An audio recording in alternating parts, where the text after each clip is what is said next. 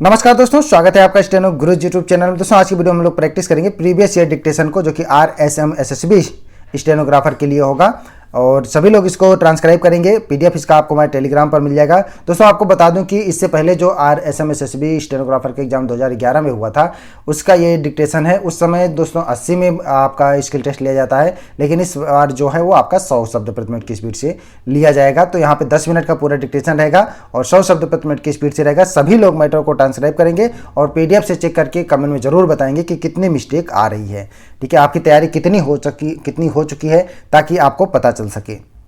इसके अलावा दोस्तों अगर आप डेली डिक्टेशन चाहते हैं तो आप चाहें तो हमारे चैनल का मेंबरशिप ले सकते हैं, हमारे पेड ग्रुप को ज्वाइन कर सकते हैं। अधिक जानकारी के लिए आप हमें मेल कर सकते हैं। हमारी मेल आईडी है studyforstenographer@gmail.com, या कमेंट बॉक्स में भी कमेंट करके पूछ सकते हैं। तो दोस्तों डिक्टेशन लिखने के बाद अपना बहुमूल्य सुझाव हमें कमेंट बॉक्स में जरूर देना, ताकि आने वाले वीडियो में हम और बेहतर कर पाएँ। तो ज़्यादा समय ना लेते हुए चलिए स्टार्ट करते हैं। Ready, 5 second. RSM SSB का प्रीवियस ईयर डिक्टेशन है, आप लोग इसको प्रैक्टिस करिएगा। स्टार्ट। किसी काम को व्यवस्था के साथ किया जाए तो उसमें कोई भी परेशानी नहीं होती। यदि हमारे कामों में व्यवस्था की थोड़ी सी भी त्रुटि हो जाए तो हमारे काम बिगड़ जाते हैं और हम उन्नति नहीं कर सकते हैं। सभी बड़ी बड़ी संस्थाएं नियमानुसार ही चल रही हैं। बिना नियम और अनुशासन के ना तो कोई व्यवसाय चल सकता है और ना सामाजिक उन्नति ही की जा सकती है। क्या व्यापारी और क्या नेता, सभी को नियम पूर्वक कार्य करने से ही सफलता प्राप्त होती है। व्यवसाय में तो विशेष तौर पर नियम तथा व्यवस्था अत्यंत आवश्यक है। बिना किसी दक्ष प्रबंधक के और अनियमितता दूर किए बिना व्यवसाय में सफलता प्राप्त कर पाना असंभव है। किसी भी बड़े कारखाने को देख लीजिए, नियम पूर्वक काम कर पाने से ही वह उन्नत हो सका है। यदि नियम में थोड़ी सी भी गड़बड़ी हो जाए तो सारा व्यवसाय ही चौपट हो जाए। यही नहीं कि कोई भी और कितना ही जटिल व्यवसाय हो, व्यवस्था से ही सुचारू रूप से चल सकता है।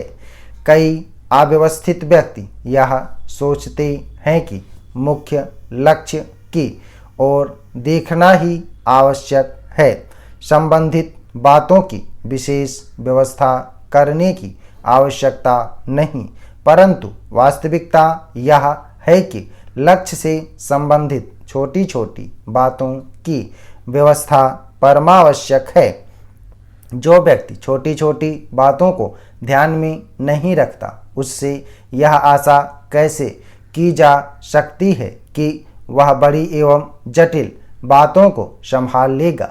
यदि छोटी छोटी बातों की ओर ध्यान न दिया जाए तो सारा व्यवसाय ही चौपट हो जाए। यदि व्यवस्था न की जाए तो व्यक्तियों का बहुत सा समय और धन नष्ट हो जाए। उचित व्यवस्था करके ही शक्ति और समय की बचत की जा सकती है।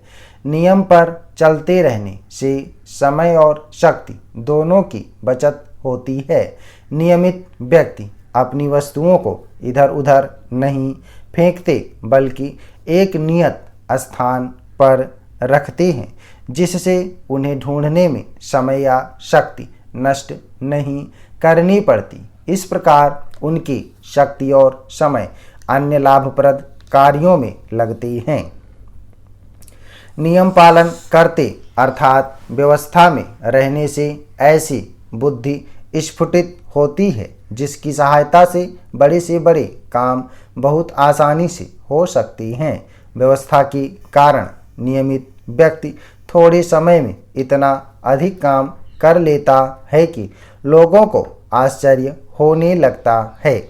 व्यवस्थित होने के कारण उसे सफलता ही सफलता मिलती जाती है, जबकि अनियमित व्यक्ति असफल ही होता है। अतः यह आवश्यक है कि नियमों का पालन दृढ़तापूर्वक किया जाए, तब उद्देश्य पूर्ण हो सकता है, अन्यथा नहीं। समाज की उन्नति भी नियम और अनुशासन पर ही आश्रित है। यदि नियमों के क्रम को समाप्त कर दिया जाए तो उन्नति रुक जाएगी। क्या साहित्य, क्या समाज और क्या धर्म, सभी की उन्नति नियमों का कड़ाई के साथ पालन करने के कारण ही हो सकती है। जिस साहित्य, समाज और जिस धर्म के नियमों का पालन दृढ़ता से नहीं हो सका, वह साहित्य, समाज और धर्म नष्ट हो गया। केवल 10 अंकों की व्यवस्था के आधार पर ही गणित में आशातीत उन्नति प्राप्त की जा सकती है। वर्तमान समय की बड़ी से बड़ी मशीनें व्यवस्था के कारण ही सफलतापूर्वक काम कर रही हैं। उनकी व्यवस्था के कुछ आधारभूत नियम हैं, उन्हीं के अनुसार वे अपना कार्य कर रही हैं। यदि उनके नियमों अथवा व्यवस्था में थोड़ी सी भी कमी की जाए या ढील दे दी जाए तो वे मशीनें काम करना बंद कर दें और सब बेकार ही पड़ी रह जाएं। नियम द्वारा कठिन से कठिन एवं पेचीदा काम भी सरल हो जाता है। आकाश के तारे तथा अन्य ग्रह कितनी व्यवस्था से और नियम पूर्वक अपने अपने मार्ग पर चल रहे हैं। इनमें तनिक सी भी गड़बड़ी नहीं हो पाती। यदि हो जाए तो सारे संसार में प्रलय हो जाए और संसार समाप्त हो जाए। वैज्ञानिक लोग संसार के असंख्य पदार्थों को दूरबीन की सहायता से देखते रहते हैं और आवश्यकता के समय वे उनके बारे में सब कुछ बता देते हैं। ऐसा इसलिए संभव हो पाता है कि वैज्ञानिक उन पदार्थों का अध्ययन करते समय उनके नियमों का भी अध्ययन करते हैं, तब ही उनके बारे में कुछ बता देती हैं। हम धर्म, राजनीति, व्यापार, शिक्षा, यात्रा और सरकार आदि की बातें करते हैं, पर क्या हम यह भी जानते हैं कि इन बातों के बारे में हमने ज्ञान कैसे प्राप्त किया और उसे नियमबद्ध करके पुस्तकों में लिपिबद्ध किया। इन सब के लिए नियमानुसार कार्य करना अपेक्षित रहा है। सफलता प्राप्त करने के लिए नियम पालन करने की अत्यंत आवश्यकता है।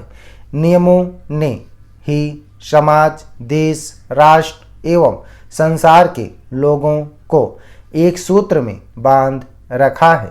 यद्यपि हमारे विचार, स्वार्थ तथा उद्देश्य भिन्न भिन्न हैं, इसमें कोई संदेह नहीं कि संसार में ऐसे व्यक्ति भी हैं जो किसी नियम, व्यवस्था अथवा अनुशासन को नहीं मानते। कुछ लोग नियमों के आधार पर समाज को एकता के सूत्र में बांध देते हैं। एक समय की बात है जब हमारे नगर इलाहाबाद को भीषण बाढ़ का सामना करना पड़ा था। उस समय मैं बहुत छोटा था तथा तीसरी कक्षा में पढ़ता था। मैं स्वयं तो समाचार पत्र नहीं पढ़ सकता था, किंतु उन दिनों प्रायः नित्य की चर्चा का विषय बाढ़ ही रहा करता था। जैसे ही समाचार पत्र वाहक का स्वर सुनाई पड़ता, अखबार ले जाओ, वैसे ही भैया एवं दीदी झपटकर बाहर दौड़ते और अखबार की खींचतान मच जाती। अंत में माताजी अथवा पिताजी उन्हें शांत करते। फिर हम सब अतीव उत्सुकता से बाढ़ की खबरें सुनने बैठ जाते। एक दिन पिताजी ने अति चिंतित होकर हमें समाचार सुनाया कि आगरा और दिल्ली की और भारी वर्षा हो रही है, जिससे यमुना नदी में भीषण बाढ़ आ गई है। उन दिनों इलाहाबाद में भी वर्षा की झड़ी लगी हुई थी और गंगा में भी बाढ़ आने लगी थी। हमारा शहर इलाहाबाद 3 दिशाओं से गंगा और यमुना नदियों से घिरा हुआ था, इसलिए यह पूरी आशंका थी कि हमें भीषण बाढ़ का प्रकोप सहना पड़े। दूसरे दिन ही पिताजी ने हमें समाचार पत्र में छपी खबर सुनाई। कल तक प्रयाग को भी भीषण बाढ़ का सामना करना पड़ेगा। जिधर देखिए उधर बाढ़ की चर्चा हो रही थी और सभी लोग भयभीत दिखाई दे रहे थे। तभी बड़े भैया कहीं से घूम फिर कर लौटे। उन्होंने बताया कि गंगा और यमुना दोनों ही बहुत बढ़ गई हैं और यह सत्य है कि कल परसों तक ये नदियां अपनी सीमा पार करके सड़कों पर भी प्रवाहित होने लगेंगी। स्टार्ट ओके दोस्तों, आप लोग इसको प्रैक्टिस करिएगा। सभी लोग इसको प्रैक्टिस करेंगे जिनका RSMSSB का एग्जाम है और चाहे किसी भी एग्जाम का भी स्किल टेस्ट देने जा रहे हों, तो इसको प्रैक्टिस करेंगे और मैटर को ट्रांसक्राइब करेंगे। PDF टेलीग्राम पर मिल जाएगा, ठीक है। और ये 100 शब्द प्रति मिनट की स्पीड से डिक्टेशन है। दोस्तों पिछली बार जो 2011 में हुआ था राजस्थान सचिवालय का एग्जाम, तो वहाँ पे 80 का बोला गया था और इस बार जो है वो 100 का बोला जाएगा। तो आप लोगों को तैयारी 120 की करके जानी है, तो आप लोग इसको जरूर ट्रांसक्राइब करिएगा और इसको PDF से मैच करके बताइएगा कितनी मिस्टेक आ रही है। सभी को इसको ट्रांसक्राइब करना है, ठीक है। यहाँ पे देखिए कुछ वर्ड जो है वर्तनी इसमें त्रुटि है, ठीक है। नहीं जहाँ पे आए वहाँ पे हर जगह आपको अंक की मात्रा लगानी है और जो है यहाँ पे रुक जो लिखा गया वो बड़ा रू लगाया गया है, वहाँ पे आपको छोटा रू का प्रयोग करना है, ठीक है। और जहाँ पे जैसे नष्ट हो जाए यहाँ पे ना, तो आप लोग स्वर का प्रयोग करिएगा, व्यंजन की जरूरत नहीं है। ये पहले था, अब प्रचलन में जो है स्वर का ही यूज होता है, ठीक है। तो बाकी चीज़ें ध्यान रखिएगा, PDF से मैच करके बताइएगा कितनी मिस्टेक आ रही है। उम्मीद करता हूँ दोस्तों वीडियो आपको पसंद आया होगा, तो वीडियो को लाइक कर देना और अपने दोस्तों के साथ भी शेयर करिएगा ताकि वो भी इसका लाभ ले सकें। और चैनल को सब्सक्राइब करना मत भूलिएगा, जिससे आपको डेली डिक्टेशन और उसका PDF मिल सके। PDF दोस्तों आपको हमारे टेलीग्राम पर मिल जाएगा। टेलीग्राम का लिंक वीडियो के डिस्क्रिप्शन में दिया गया है। अगर आप हमारे टेलीग्राम से नहीं जुड़े हैं तो आप टेलीग्राम गूगल प्ले स्टोर से इंस्टॉल करके उसमें स्टेनो गुरुजी सर्च करेंगे तो भी आप हमारे टेलीग्राम ग्रुप से जुड़ जाएंगे और वहाँ से PDF डाउनलोड कर पाएंगे। अगर इस ई बुक का दोस्तों अगर आपको पूरा PDF चाहिए तो वीडियो के डिस्क्रिप्शन में लिंक दिया गया है। और दोस्तों अगर आप डेली डिक्टेशन चाहते हैं तो आप चाहें तो हमारे चैनल का मेंबरशिप ले सकते हैं या हमारे पेड ग्रुप को ज्वाइन कर सकते हैं। अधिक जानकारी के लिए आप हमें मेल कर सकते हैं। हमारी मेल ID है studyforstenographer@gmail.com। तो वीडियो को पूरा देखने के लिए धन्यवाद। Thanks for watching. जय हिंद, जय भारत।